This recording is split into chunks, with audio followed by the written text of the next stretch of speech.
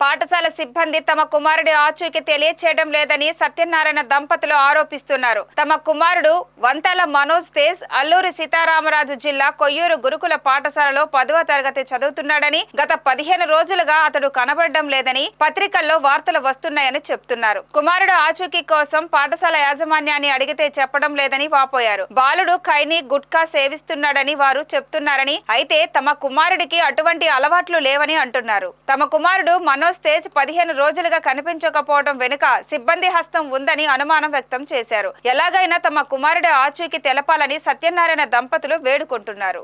నా పేరు వంతల సత్యనారాయణ, మాది పాడేరు, అల్లూరు సీతారామరాజు జిల్లా.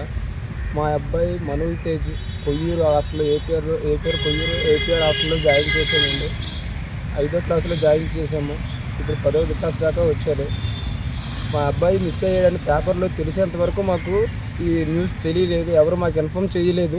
మేము ఇన్ఫామ్ చేయకపోతే వెంటనే మేము స్కూల్కి వెళ్ళాము. స్కూల్కి వెళ్ళి మా ఆవిడ నేను కలిసి స్కూల్కి వెళ్ళాము. స్కూల్కి వెళ్ళి మా అబ్బాయి ఏడని అడిగితే మీ అబ్బాయి కనిపించట్లేదు అని అన్నారు, కానీ ఆ ఇన్ఫర్మేషన్ మాకు చెప్పలేదు. చెప్పకపోవడం కాకుండా మళ్ళీ మీ అబ్బాయి ఖైనీ ప్యాకెట్లు సిగరెట్లు తాగుతాడు అని అంటున్నారు. అది ఎంతవరకు నిజమో తెలియదు. మా దగ్గర ఉన్నంతసేపు మా అబ్బాయి చాలా నీట్గా ఉండేవాడండి. స్కూల్ యాజమాన్యం ఏం చేశారో తెలియదండి. మా అబ్బాయి మాకు కావాలి, మా అబ్బాయి మాకు కావాలి. పేపర్లో వచ్చేంత వరకు మా అబ్బాయి ఏమైపోయాడో మాకు తెలియదండి. మా అబ్బాయి మాకు కావాలి. తెచ్చి పెడతారా? చచ్చిపోవాలి. తిండి తెప్పలు లేకుండా నిలుతున్నామండి. ఇంకా దొరకలేదు. ఈ రోజుకి 15 రోజులు అయిపోతుంది. మా అబ్బాయి మాకు కావాలి. మా అబ్బాయి వచ్చేదాకా మీ తిండి తెప్పలు తినం చచ్చిపోతాం.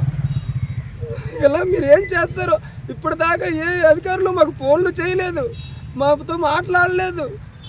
ఏం చేస్తున్నారు? మా అబ్బాయిని చంపేశారా ఏటా? మాకు బాధ అనిపిస్తుంది. బాధ చచ్చిపోతామండి. మా అబ్బాయి మాకు కావాలండి.